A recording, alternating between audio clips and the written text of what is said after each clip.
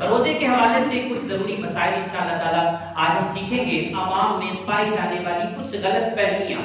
بہت ساری مسکنسیپشنز ہوتی ہیں، لوگ یہ سمجھ رہے ہوتے ہیں کہ میرا روزہ ختم ہو گیا، حالانکہ اس کا روزہ ختم نہیں ہوا ہوتا۔ اچھا، اسی طرح کچھ لوگ یہ سمجھ رہے ہوتے ہیں کہ میرا روزہ ابھی باقی ہے لیکن اس کا روزہ ختم ہو چکا ہوتا ہے، معمولی سا سر درد ہوتا ہے تو لوگ یہ سمجھتے ہیں کہ جناب میں اس روزے کا فدیہ دے دوں تو میری جان چھوٹ جائے گی۔ اس طرح کی مسکنسیپشن جو ہے نا وہ لوگوں کے اندر پائی جاتی ہیں، تو انشاءاللہ تعالی میں مختصر سے انداز میں جو ہے وہ ان کو کلیئر کرنے کی کوشش کروں گا۔ سب سے پہلی جو غلط فہمی لوگوں کے درمیان پائی جاتی ہے، لوگ یہ سمجھتے ہیں کہ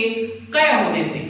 الٹی آنے سے روزہ ٹوٹ جاتا ہے، جبکہ یہ بات یاد رکھیے گا نبی پاک صلی اللہ علیہ وسلم کے حدیث مبارکہ ہے کہ خود بخود کتنی ہی قے آ جائے، بالٹی کیوں نہ بھر جائے، اس سے روزہ نہیں ٹوٹتا۔ ہاں، جب بندہ خود گلے میں انگلی ڈال کر الٹی کرنے کی کوشش کرے گا اور وہ الٹی بھی منہ بھر ہوگی، منہ بھر کا مطلب یہ ہوتا ہے کہ اتنی ہو جائے کہ بندے کو روکنا دشوار ہو جائے، تو اس طرح اگر بندے کو الٹی ہوئی ہے وہ جان بوجھ کر، تو یہ الٹی بندے کے روزے کو توڑ دے گی، خود بخود کتنی بھی الٹی آ جائے اس سے روزہ نہیں ٹوٹتا۔ اچھا، اسی طرح جو ہے نا وہ یہ سوال ہمارے نوجوان دوست اکثر یہ کرتے ہیں کہ حالت روزہ میں اگر غسل فرض ہو جائے، اطلاق ہو جائے تو کیا روزہ ٹوٹ جاتا ہے؟ یاد رکھیے اس سے روزہ نہیں ٹوٹتا، اس کا روزے سے کوئی تعلق نہیں ہے۔ ہاں، یہ میں ضرور عرض کروں گا، نبی پاک صلی اللہ علیہ وسلم کا ارشاد مبارک ہے کہ جس گھر میں بے غسلہ آدمی ہوتا ہے اور تصویر جاندار کی تصویر ہوتی ہے، اس گھر میں اللہ تعالیٰ کی رحمت کے فرشتے نہیں آتے۔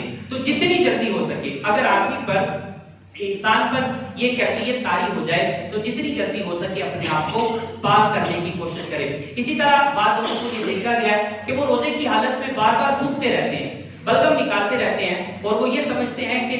تھوک یا بلغم اس کو نکل جانے سے آدمی کا روزہ ٹوٹ جاتا ہے۔ یاد رکھیے کہ ایسا کچھ نہیں ہے، جو ہے وہ تھوک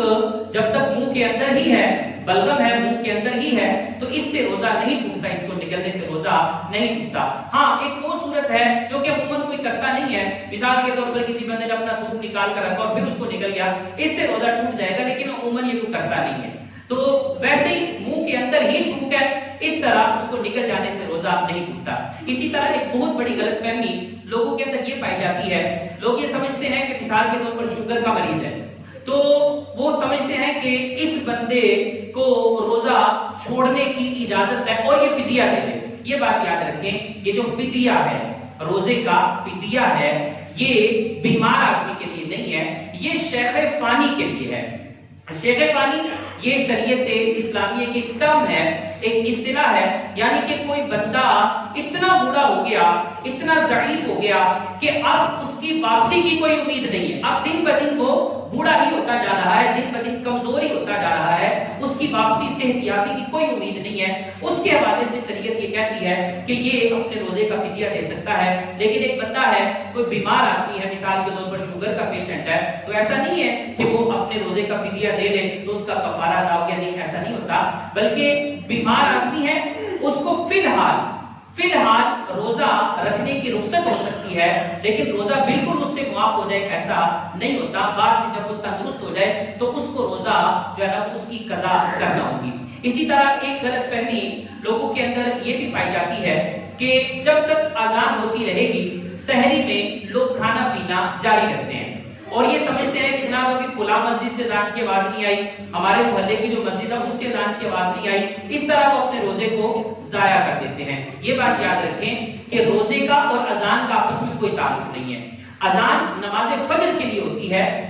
روزے کا جو تعلق ہے وہ وقت کے ختم ہونے کے ساتھ ہے، جیسے وقت ختم ہو گیا روزے کا ٹائم بھی ختم ہو گیا، اب سحری افطاری جو ہے وہ بندے کو ختم، جو ہے وہ سحری بندے کو ختم کر دینا ہوگی۔ اس چیز کو ہم نے اپنے پیش نظر رکھنا ہے۔ کسی مسجد کی طرف سے اذان کی آواز آ رہی ہے یا نہیں آ رہی یہ کوئی معنی نہیں رکھتا، کیونکہ اذان نماز فجر کے لیے ہوتی ہے، اذان روزے کو بند کرنے کے لیے نہیں ہوتی۔ اسی طرح جو ہے وہ ہمارے کچھ دوست ہیں وہ یہ سمجھتے ہیں کہ روزے میں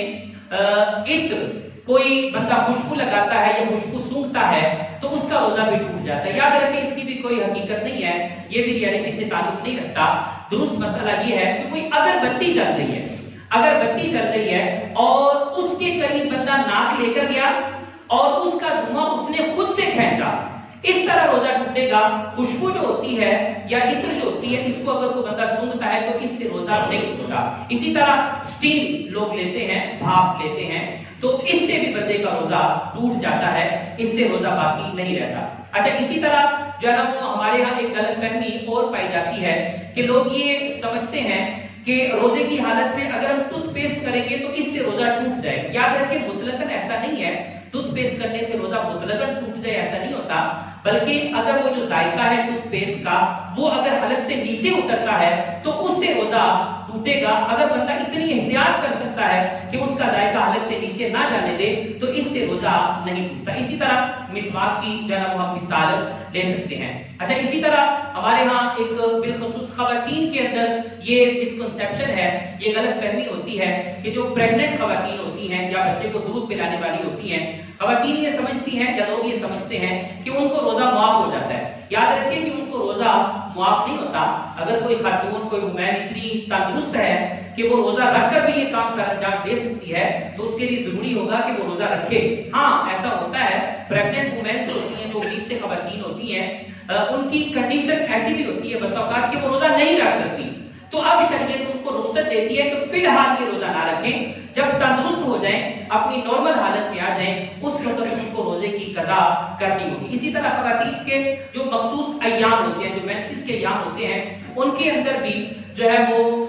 ان کا روزہ، اس دن کا روزہ خاتون کو معاف ہوتا ہے، وہ روزہ نہیں رکھنا اس نے، لیکن اس کا یہ مطلب نہیں ہے کہ وہ روزہ رکھے گی نہیں۔ جب اس کی نارمل حالت ہو جائے گی تو اس کو اس روزے کی قضا کرنا ہوگی۔ نمازوں کی سچویشن روزے سے جدا ہے۔ اگر کوئی خاتون ہے، اس کی ماہواری شروع ہو گئی ہے، اس کے مخصوص ایام شروع ہو گئے ہیں، تو نمازیں اس کو معاف ہے ان دنوں کی،